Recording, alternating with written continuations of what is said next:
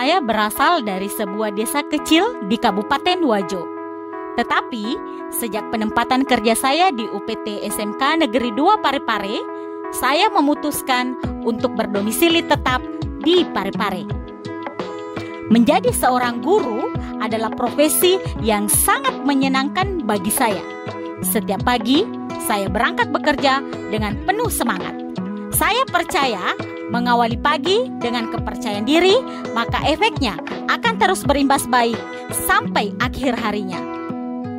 Di sekolah, saya dikenal dengan sosok periang dan pekerja keras. Nah, semangat itulah yang ingin saya tularkan kepada peserta didik saya.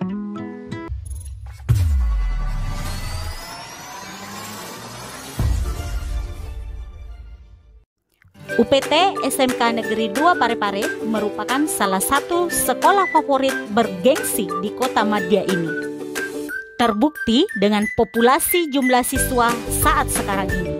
Ada 1.450 siswa dengan pemetaan kelas 10 berjumlah 509 orang, kelas 11 528 orang, dan kelas 12 413 orang.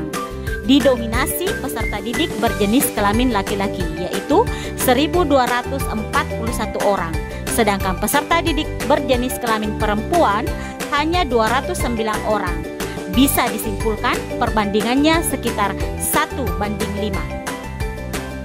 Adapun populasi guru sebanyak 119 orang, yang terdiri PNS 81 orang dan non-PNS sebanyak 18 orang. Juga ada pegawai sekitar 11 orang, PNS 2 orang, dan non-PNS 9 orang. Bahkan SMK Negeri 2 Parepare merupakan sekolah SMK Pusat Keunggulan, Sekolah Adiwiyata, dan PPK Badan Layanan Umum Daerah. UPT SMK Negeri 2 Parepare memiliki 9 kompetensi keahlian. Di antaranya teknik ketenaga listrikan, teknik mesin, teknik pengelasan dan fabrikasi logam, teknik elektronika, desain komunikasi visual, teknik otomotif, teknik dan bisnis sepeda motor, desain pemodelan dan informasi bangunan, teknik konstruksi dan perumahan. Dengan populasi sebesar ini, mengajar di SMK Negeri 2 Parepare, saya menemukan banyak sekali warna pada pembawaan karakter peserta didik.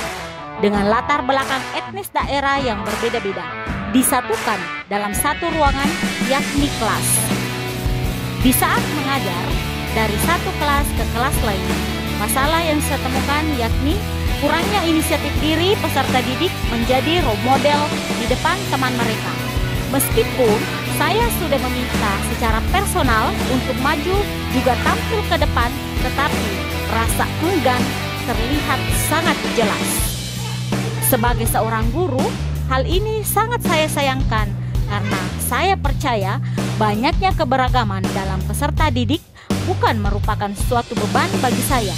Justru ada rasa penasaran dan tantangan yang ingin saya lakukan untuk menemukan keberagaman kreativitas unik yang mereka miliki.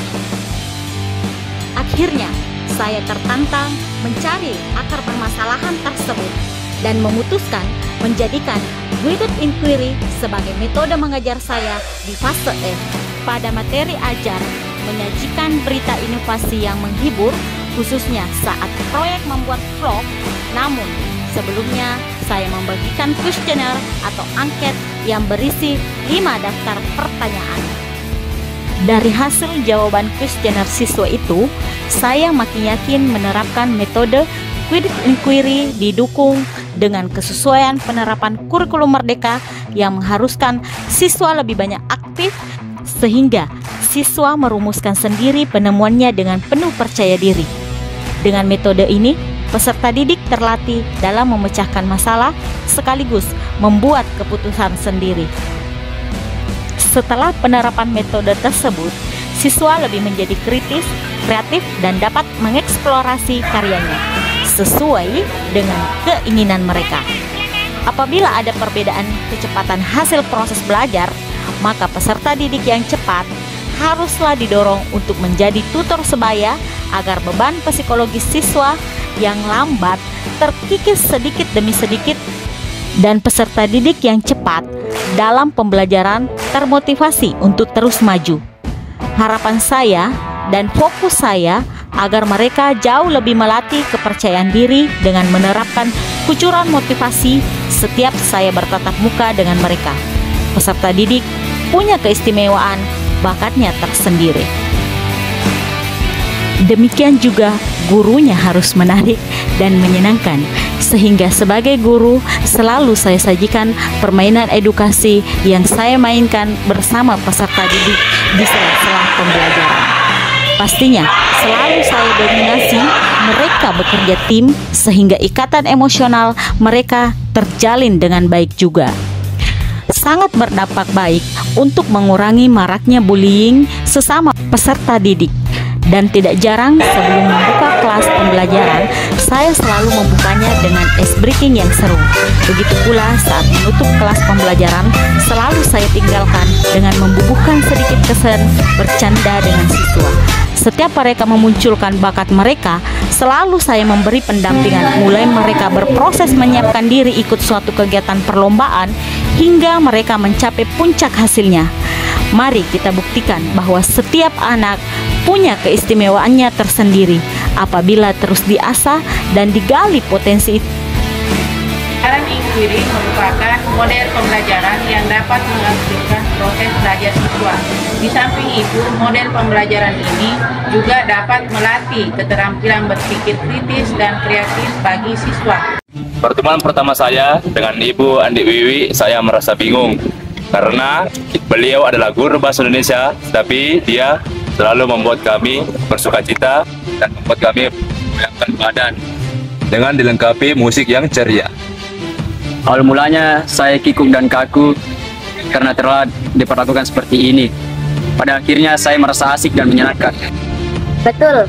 Saya merasa aneh awalnya Ibu Andi Wiwi tidak banyak menerangkan seperti guru lainnya. Hanya bagian inti dan pokok materi saja yang dipaparkan, kemudian diberikan link contohnya. Dari link contoh tersebut, kita diarahkan oleh Bu Andi Wiwi untuk mempelajari secara mandiri dan langsung pembuatan proyek seperti contoh yang di-share. Ternyata dengan kebebasan berkarya dan hak kami untuk berpendapat begitu sangat diapresiasi oleh Ibu Andi Wiwi.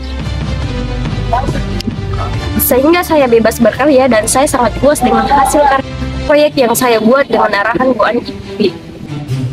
Bu Andi Wiwi mematahkan stigma saya bahwa pemegang kuasa terpenuh di kelas adalah guru, tapi Bu Andi Wiwi membawa warna tersendiri di kelas kami.